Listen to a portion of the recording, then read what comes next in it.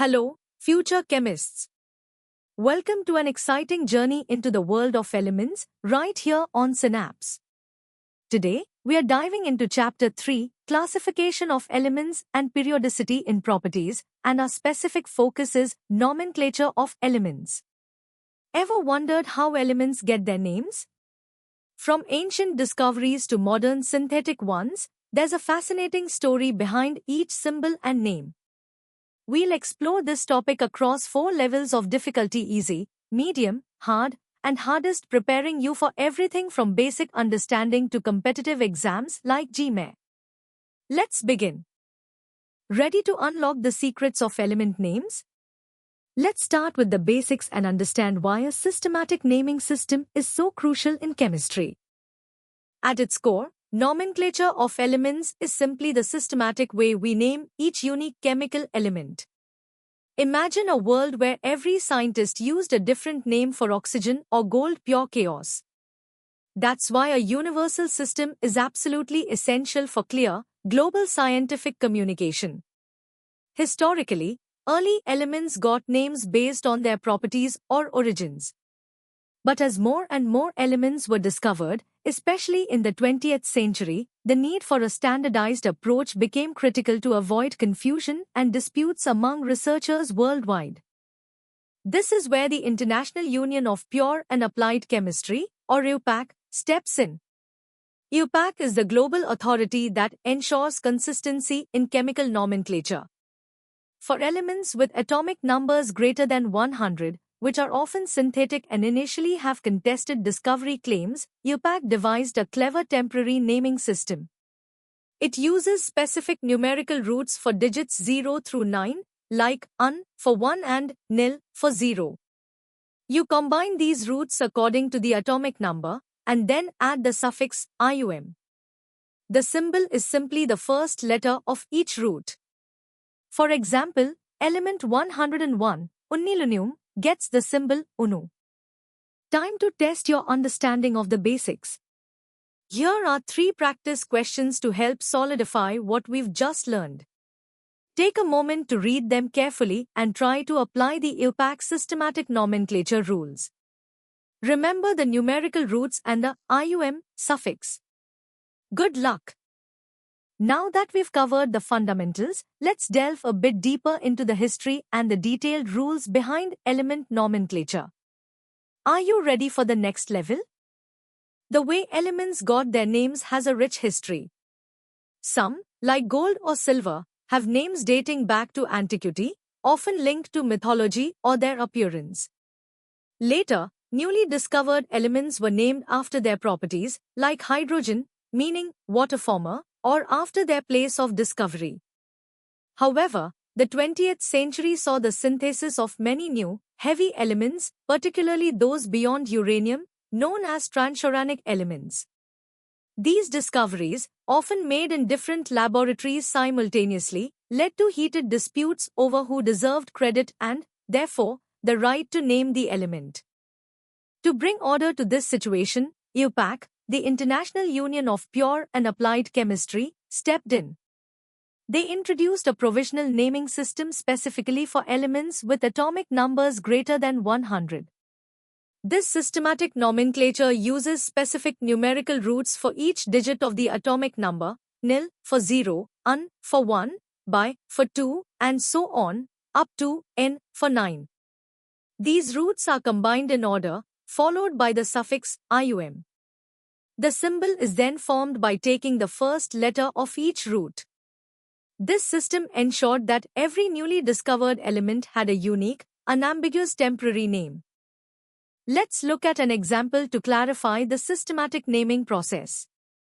For an element with atomic number 104, we break it down: 1 becomes UN, 0 becomes NIL, and 4 becomes quad.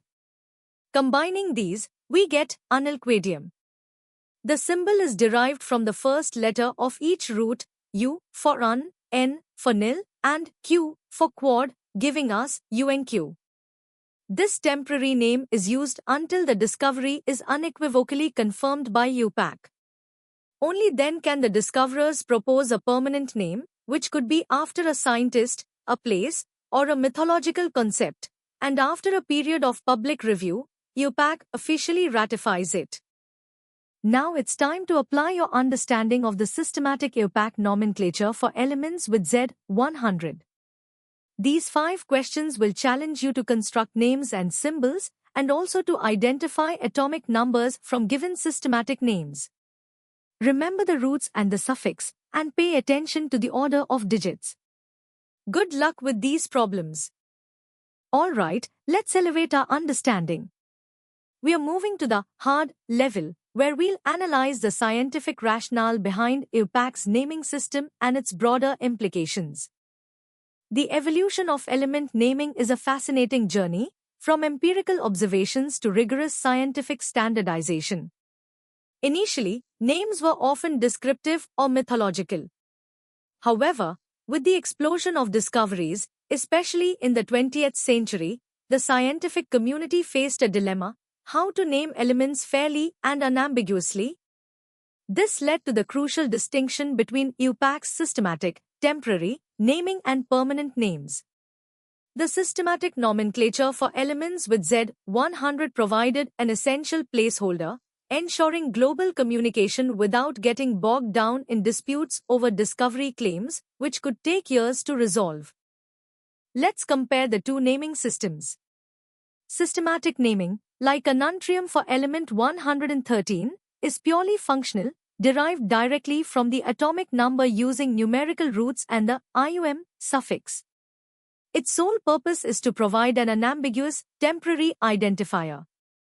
Permanent naming, on the other hand, such as Nihonium for element 113, is often commemorative, proposed by the discoverers and ratified by IUPAC. These names carry historical or cultural significance, honoring scientists, places, or properties. This dual system highlights IUPAC's commitment to both immediate scientific clarity and long-term historical recognition.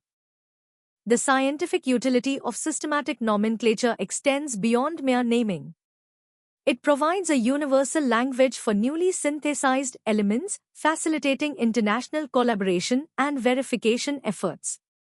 It acts as a clear identifier during the complex process of confirming a discovery, which for super-heavy elements can involve years of experiments and data analysis.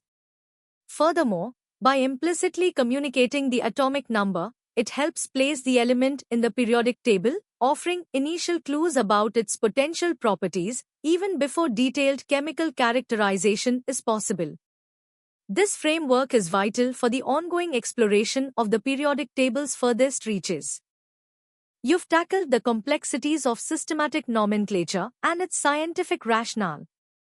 Now, let's put your analytical skills to the test with 7 challenging questions. These problems will require you to not only apply the naming rules but also understand the reasons behind them and their implications in the context of element discovery. Take your time, think critically, and apply all you've learned. Good luck! Prepare to dive deep into the cutting edge of chemistry.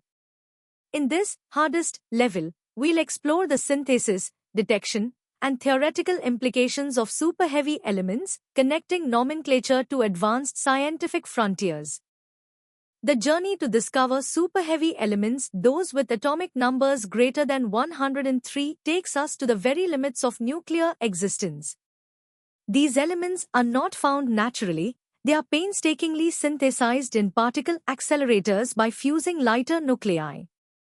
Scientists are particularly interested in the theoretical island of stability, a region where certain super-heavy isotopes are predicted to have significantly longer half-lives, defying the general trend of decreasing stability with increasing atomic number. This quest demands extraordinary experimental precision and plays a crucial role in validating our understanding of nuclear forces and the structure of matter. Synthesizing super-heavy elements is an engineering marvel. It involves bombarding a heavy target nucleus, like californium, with a lighter projectile, such as calcium, at incredibly high speeds. The resulting fusion creates a highly unstable compound nucleus which then rapidly decays, often emitting neutrons, to form the new super-heavy element. The challenge lies in the extremely low production rates. Sometimes only a few atoms are detected over months or years. Identifying these fleeting atoms requires detecting their unique fingerprint of alpha decay chains with highly sensitive instruments. Independent verification across different labs is absolutely critical for a discovery to be officially recognized by the IUPAC Joint Working Party. IUPAC, in collaboration with IUPAP, plays a pivotal role, not just in naming, but in establishing the rigorous criteria for acknowledging a new element's discovery. Their joint working party meticulously evaluates the evidence, ensuring statistical significance and reproducibility of experimental results. Once a discovery is confirmed, the discoverers propose a permanent name, which must adhere to specific categories, be it named after a mythological concept, a mineral, a place, a property, or most commonly for super-heavy elements, a distinguished scientist. This process includes a public review period, ensuring international consensus and the integrity of the periodic table. The impact of super-heavy element research extends far beyond just adding new names to the periodic table. These discoveries push the boundaries of nuclear physics, helping us refine models of nuclear structure and the forces that hold nuclei together. Intriguingly, for these extremely heavy elements, relativistic effects on electrons become significant, altering their predicted chemical properties from simple periodic trends. For example, oganesson, element 118, a noble gas, is theorized to be much less reactive than its lighter counterparts, potentially even a solid. The systematic nomenclature, once a temporary placeholder, has successfully bridged the gap between cutting-edge discovery and the eventual, well-deserved historical legacy of permanent names, celebrating both scientific rigor and human ingenuity. You've navigated the complex world of super-heavy elements and their nomenclature. Now, let's challenge your comprehensive understanding with the first 5 questions in this hardest section. These questions delve into the synthesis, verification, and theoretical implications, requiring you to integrate knowledge from various aspects of the topic. Read each question carefully and apply your deepest understanding. Good luck! Let's continue to push your limits with the remaining 5 questions in the hardest section. These problems will further test your grasp of the advanced concepts we've discussed, from the intricacies of naming guidelines to the fundamental physics governing super-heavy elements. Approach them with critical thinking and a thorough recall of the material. You've got this. Keep striving for excellence. And that brings us to the end of our in-depth exploration of nomenclature of elements, from the basics to the cutting edge of super-heavy element discovery. We hope you found this journey insightful and enriching.